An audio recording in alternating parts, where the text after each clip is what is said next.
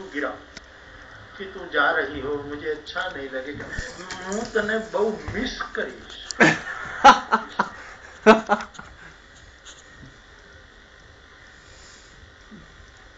गड़गड़ा थी जाओ, खादीનો રૂમાલ કાઢીને 2-3 વખત નાક લૂછો, सब करो।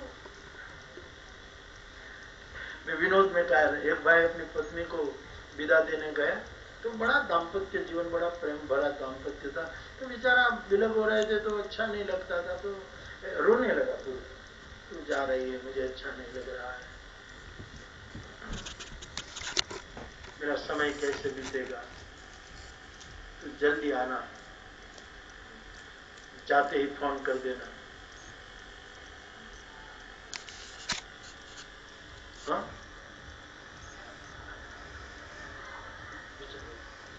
रोने लगा।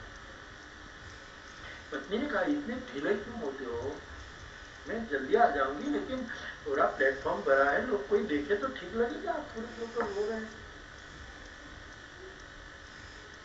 इतने में उस आदमी ने देखा कि एक आदमी अकेला खड़ा खड़ा रो रहा है। तो वो उसके पास गया, भाई साहब आप क्यों रो रहे? तो उसने कहा, आप क्यों रो रहे? बोले, मेरी पत्नी जा रही है इसीलिए। मेरी आ रही है।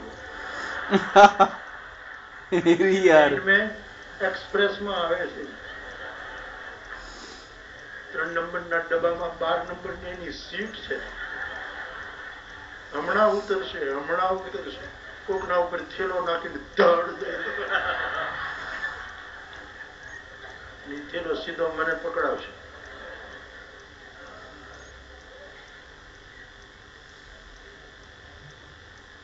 शिव बड़े प्रैक्टिकल है।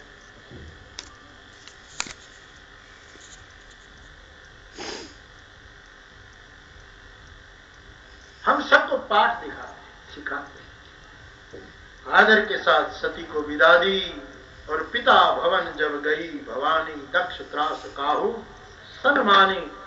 सती पिता के यज्ञ में आई, लेकिन दक्ष ने सबको हुक्म कर दिया कि शिव स्वमानी है, नहीं आएगा, लेकिन मेरी बेटी आए तो उसका भी सम्मान मत करना, क्योंकि मेरे यज्ञ का एकमात्र हेतु है शिव का अपमान करना। इसीलिए दक्ष के दबाव के कारण किसी ने सती का आदर नहीं किया। अपनी बेटी को देखकर बाप ने मुंह फेर लिया। भगिनी जो उनकी बहनें थी वो भी व्यंग्यात्मक वाक्य बोलने लगी। एक व्यक्ति निकली जिन्होंने सती को गले लगाया और वो थी उनकी मां। गोस्वामी जी को लिखना पड़ा।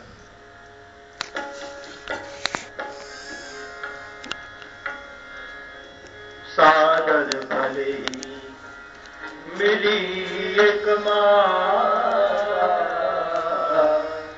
भगिनी मिली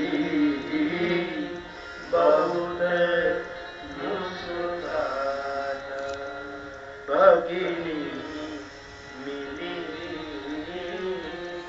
बहुत मुस्कान। माता प्रेम से मिली। गोस्वामी जी ने मातृत्व को यहाँ बहुत आदर दिया। कल कविगण भी सबकी बोली में कहीं कहीं माता के परक एक ने कोई शेर, एक ने कोई बंद प्रबंध आता था। उसमें जो उसमें वो आखिर में जो आया था उसमें कहता है, मैं शब्द तो नहीं भूल गया हूँ, सब जो जिसने सुने उसको याद हो, लेकिन माँ के बारे में वो कवि कह रहा था कि माँ मैं तुझे देखता हूँ तो लगता है कि इस पृथ्वी पर एकमात्र औरत तू है। सबकी माँ अनूठी होती है। और तेरी जुर्रिया की कसम, तेरे गालों में जो जुर्रिया करचली, उसकी जो जुर्रिया है, मैं उसकी कसम खाकर कहता हूँ कि हर एक जुर्री की रेखा में मुझे जन्नत दिखाई दे रहा है। माँ का जो सम्मान, माँ के बारे में जो मनोहर साहब ने माँ पर जो दोहे लिखे, सभी कवि लोग माँ पर बहुत अच्छा। तो शंकराचार्य भी कहते हैं कि संतान कुसंतान हो सकती है, लेकिन मां कभी किसी की कुमाता नहीं है। ऐसा जगत गुरु शंकर जो संन्यास परंपरा का बादशाह, लेकिन मां का संस्कार करने के लिए जो वचन दिया था वो निभाने के लिए 32 साल का नौजवान अपनी मां का संस्कार करने के लिए कालड़ी पहुंचता है। पृथिव्यां रुद्रास्ते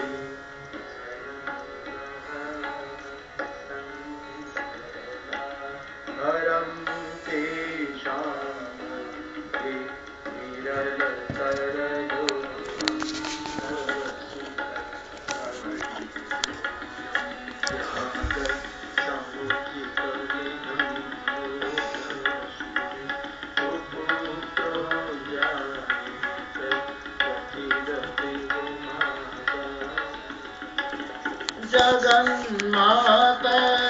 जगन्मातर्मातस्तव चरण नवातत्रं देवी द्रविणमपि भूयस्तव तथापि त्वं स्नेहं मयि निरुपमं यत्र पुरुषे कुपुत्रो जायेत क्वचिदपि मत समपाति नास्ति पापग्नि समान ही एवं ज्ञात्वा महादेवी यथा योग्यम तथा कुरु। प्यार से अपनी बेटी को सती को मिली, थोड़ी तसल्ली हुई। अब सती स्वयं जाती है जहां यज्ञशाला है, सभी देवता गुरु के साथ बैठे, ऋषि मुनि भी दक्ष के दबाव में आकर विधिहीन, कल्याणहीन और यज्ञ पुरुषहीन यज्ञ करवा रहे, क्योंकि इस यज्ञ में 3 देव नहीं है, ब्रह्मा माने विधि, विष्णु और शिव, 3 को निमंत्रण। शिव का मतलब कल्याण, जिस सत्कर्म के पीछे कल्याणकारी भावना न हो, जिस यज्ञ में ब्रह्मा माने विधि न हो, और विष्णु स्वयं यज्ञ रूप से जिस यज्ञ रूप है और जिसमें विष्णु न हो, वो यज्ञ कैसा। सती ने देखा, कतहु न देख शंभु कर भागा, शिव जी का स्थान तक कहीं नहीं देखा, तब चित चढ़ेऊ जो शंकर कहेऊ। तब शिव जी ने कहा था, वो चित्त में आया कि बता रहे थे कि मत जाओ, लेकिन मैं आई, ये ठीक नहीं, बहुत रोष आ गया। भगवान शंकर का इतना बड़ा अपमान, हरिहर की निंदा जहां होती हो वहां ऐसी मर्यादा बताई कि या तो निंदक को बोलता बंद कर दिया जाए, या तो अपने कान को बंद कर दिया जाए और सभा से निकल दिया। सती उग्रता में एकदम उद्घोष करती है। शंकर का अपमान जिन्होंने किया, निंदा की जिन्होंने सुनी, सब भलीभांति फल पाओगे। मेरे पिता मंदमती है और दक्ष शुक्र से मेरा देह बना है, इस देह को मुझे रखना नहीं, इस देह को मुझे समाप्त करना। मैं दक्ष पुत्री हूं, ये मुझे अब कहलाना नहीं। तो स्वामी जी लिख देते हैं, इतना कहते कहते योग अग्नि में अपना देह जलाकर सती ने भस्म कर दिया। यज्ञशाला में हाहाकार हो गया, देवता भागे, रुद्रगण जो आए थे यज्ञ विध्वंस करने लगे, और भगवान शंकर को समाचार मिला, सती आपका अपमान सहन न कर पाई और देह त्याग किया। यज्ञ में भगवान शंकर ने कोप करके वीरभद्र को भेजा। वीरभद्र ने आकर यज्ञ को विफल कर दिया।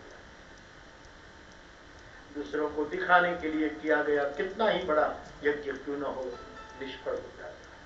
बदला लेने के लिए किया गया सत्कर्म परिणामदायी नहीं सिद्ध होता है। दक्ष की दुर्गति हुई। सती यज्ञ में जल रही थी, तब वो एक अंतिम संकल्प कर रही, हरि से मांग रही थी कि मुझे दूसरा जन्म स्त्री का मिले और जन्म जन्मांतर तक मुझे शिव ही भरता प्राप्त हो। ते ही कारण हेमगिरी अजन्मी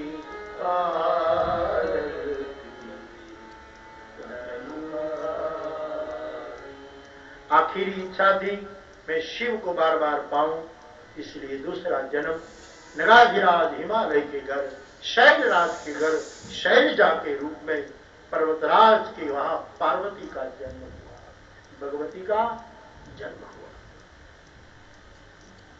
हिमालय के घर बड़ी उम्र में बेटी आई, बहुत बड़ा उत्सव हुआ, बहुत समृद्धि बढ़ी। इस प्रसंग पर मैं हर वक्त कहता हूं कि परिवार में पहला संतान यदि बेटी का जन्म होना तो बहुत उत्सव मनाना। चालाक और स्वार्थी डॉक्टरों की राय लेकर भ्रूण हत्या मत करवाना। बेटी है तो बड़ा सम्मान है साहब, बड़ा उत्सव मनाओ बेटी का जन्म। लेकिन बेटे के घर बेटी का जन्म हो तो सबसे पहले सासू का नाक सिकुड़ जाता है। बहू के सामने ऐसे देखती तो उसको कहना चाहिए तू कौन हो,